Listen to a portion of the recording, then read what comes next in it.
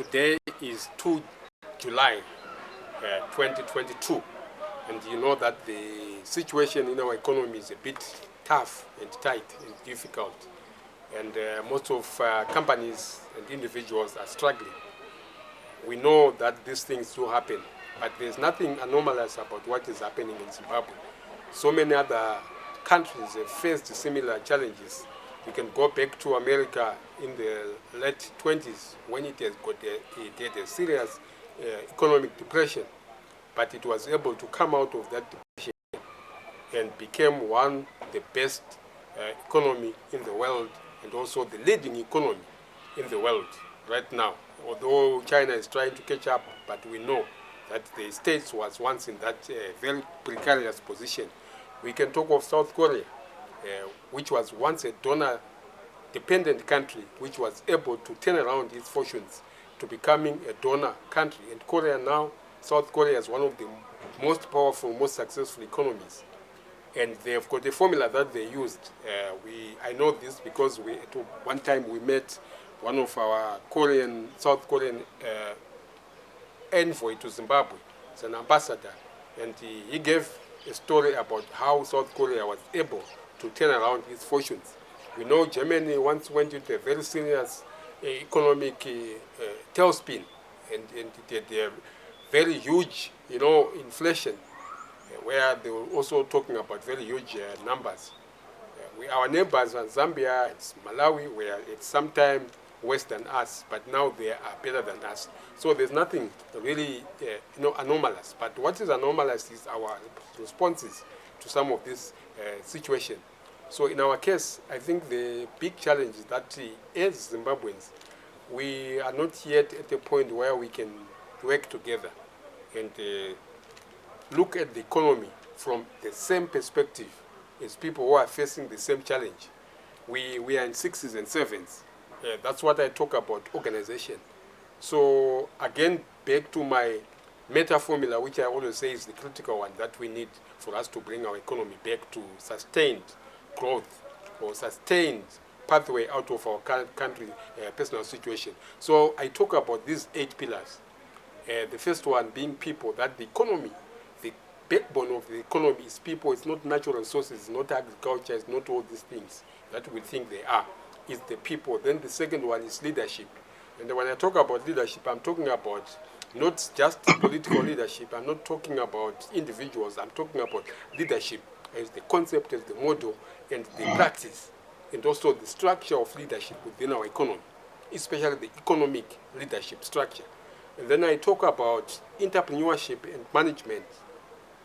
There's no turnaround of an economy where there's no entrepreneurship, whether that entrepreneurship is done by private sector or by government. As long as there's no entrepreneurship, there is no sustainable economic turnaround. Then we talk about management. And when I talk about management here, I'm not talking about corporate organizational management. I'm talking about management in general, how we manage ourselves, how we manage our resources, how we manage our time, how we manage our thinking, how we manage everything that needs to be managed. So we're talking about management, we're talking about organization, which I said already. We're talking about numeric thinking, that is thinking in numbers, because thinking in numbers, the economy is a system, and it's a system of numbers. There's a lot of numbers that involve the people, population. When we talk about GDP, when we talk about creating jobs, we cannot then solve numeric problems without using numeric thinking. So then we talk about strategy. And here it's important to understand that as I speak, the concept of strategy has been completely abused throughout the world. So we need to go back to the original meaning, the original concept, the original framework of what strategy is. And then once we go back, we then deploy real strategy within our economy. Right now, yes, we are trying to put some strategy together, but it's not a very complete strategy, because the strategy is focused internally, but it does not position Zimbabwe in a specific location or position within the global economic sphere, because positioning is very key when we talk about strategy. So then we talk about systems thinking. Again, let's go back to thinking, systems thinking, because the economy is a system. So we cannot solve economic systems problems without using systems thinking. And then we talk about the support of businesses. They are starting, they are growing, they are turning around, and also their optimization. Once we don't support entrepreneurship in business, there's no way in which we can expect to then have a very sustainable, vibrant economy. Business and entrepreneurship, they are the core axis of economic performance. And it has to be internal. Most of what we do must be driven by Zimbabweans, because when we have people coming from outside doing business in Zimbabwe, they've got their own interests. And you know what happens? People who don't have originality in our economy cannot then be expected to deliver the best that the locals can deliver. So the locals, they need support so that they get straight into business and they do it properly.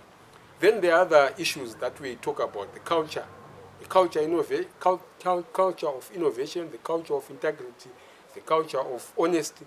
It has to be culture. When you talk about corruption, what are we talking about? When it becomes a culture, when it becomes endemic, it becomes a problem. So we need to change our mindsets. We need to change our culture.